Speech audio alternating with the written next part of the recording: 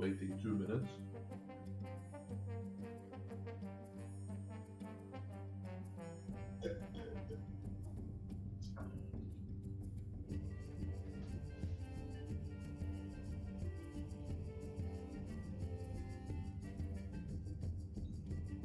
Let me edit my book.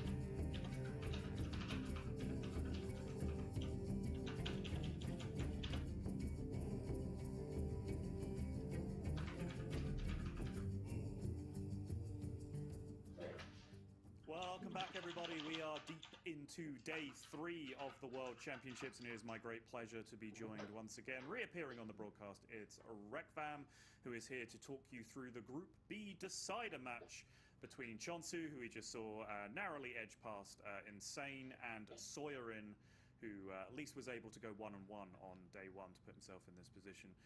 Rekvam, how you been doing? How did you enjoy your first cast? How have you enjoyed the game so far? The cast was great. A lot of stress, but not nearly as much stress as the players are going through. And so far, Group B has been a bit shocking with what we saw happen in the first series, but Chonsu moves on to the decider match versus Soyerin. Yes, which is what we're going to bring you now, and I do believe we have a full mirrored class and archetype lineup here on both sides, which does result in a similar ban. We can spoil that. It's a hunter ban on both sides coming out here. But when these two mirrored lineups go up against each other, are there any particular matchups, any break points, any tech cards, anything to break the two apart that are really important? Chonsu has a little bit of tech that could be important for the Warrior Mirror. He runs Steam Cleaner, whereas Soyerin doesn't. Soyerin has a Renovator in there, which will be better versus Control DK if that matchup comes up. Other than that, there's not really any tech to set apart the lineups, except for the fact that Soyerin is running the Elise version of Hunter, which should, in theory, be worse in the Mirror. Just harder to get the sisters going, and only one Brewmaster, whereas Chonsu has 2, so the Sylvanas AoE is much more potent for Chonsu if we were to get that matchup, but as the Hunters are banned, so that won't be a factor. Other than that, everything's mirrored. Okay, good to know. We are going to be kicking things off with the Death Knight Mirror. Both players have locked in their Q choice for the first game. Anything in particular you want to give us about this matchup? Obviously, Elise being a key card in the matchup overall. Can the player who doesn't get Elise compete, or is it really, really that important in the matchup overall? It is possible. It's very important to be on the play, I'd say. If you hit the Morbid Swarm into Creature of Madness curve, that really puts you in a dominant position.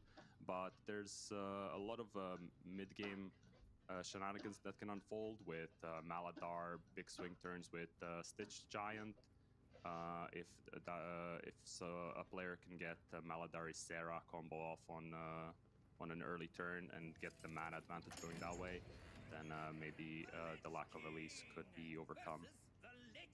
Now, it looks like these two players are not hanging around. Chonsu did get a little break in between the two series, as we have been hit by throughout the tournament days so far. We took a little bit longer break to compensate for that, which means less Talkstone, more Hearthstone. We can get straight into the action. Chonsu with the full send on the Mulligan. Soyerin just waiting to see what the opening hand looks like up there. Lots of Ysera effects going off at the start of game, of course. But there did look like a Morbid Swarm just appearing for Chonsu on turn 1. Yes, very nice. That is pretty important. That is pretty important to make sure you're getting on board nice and early and dominating from the go. Not going to be happy with the rest of his hand though, but it's spending mana on Infested Breath is better than nothing. And Soyerin will just look for a good Dark Gift on any Creature of Madness 3-drop. Ideally, you get a Falric that copies itself. That's a lot of corpses. And that is... as we can see, there's also already an Elise in the hand for Soyerin, so he'll be much happier than Chonsu is currently. Yep, Chonsu just happened to slam the Zephyrus here, just playing the curve as it stands. You know, as the wise prophet Fino once told me, he is spending all of his mana every single turn, so he must be doing something right. But the cards are not really the curve he's going to be looking for here, but oh my goodness. Falric with the copy effect here is kind of brutal. That is 4 corpses for 1/2/2. Oh, so that I didn't watch my book. I don't watch. You should watch the championships. So just having that in hand already, with 5 corpses ready to go, means that at least your copy is going to be super strong at regaining the board.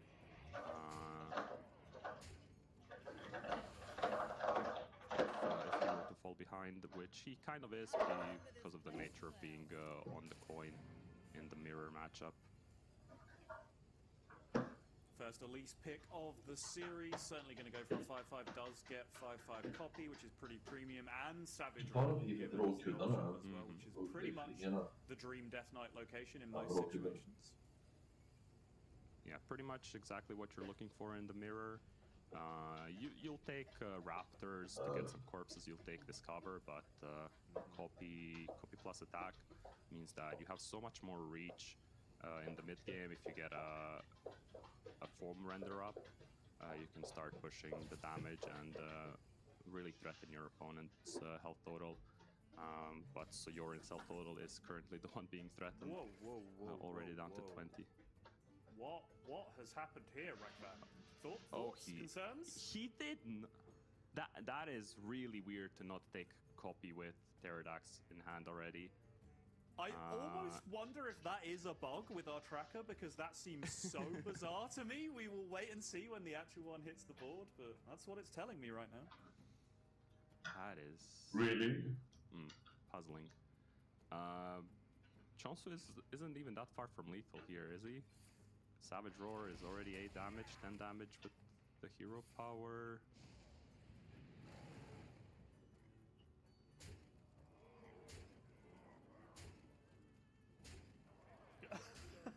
He just it's 50-50. It's a 50-50. He's got a leech. Yes. He's got a leech.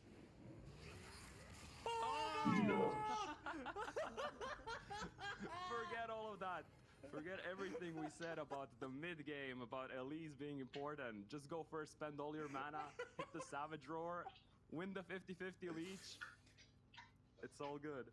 So rewind a couple of turns as well, right? Because there was the double Falric on board, and he just played the Blob of Tar and didn't trade either of them, right? He just shipped base with all of his minions and said, okay, that means you can't clear any of my stuff, so it stays here for the Savage Roar from the Zephyrus next turn. Really clean setup from Chonsu. Had himself a 50-50 and then got rewarded for the setup for the play. Really, really nicely done from Chonsu. And we'll never know. We'll never know what location Soyerin picked. We'll never know. It remains a mystery. But regardless, the quickest 1-0 of your life in a DK mirror to Chonsu.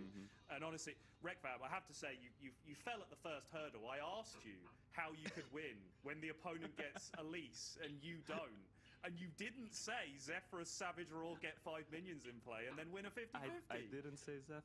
Yeah, I completely missed it. I completely missed it. Johnson rolled it yesterday, or the day before, on day 1 versus Yan Ming. He had a Savage Roar, I believe, in the Warrior matchup.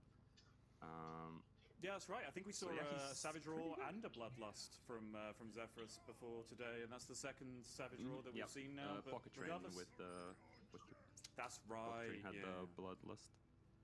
So moving over to the Quest Warrior now, Control Warrior, whatever you want to call it, and Sawyerin queuing up with the Shaman, a matchup we've already seen multiple times throughout proceedings.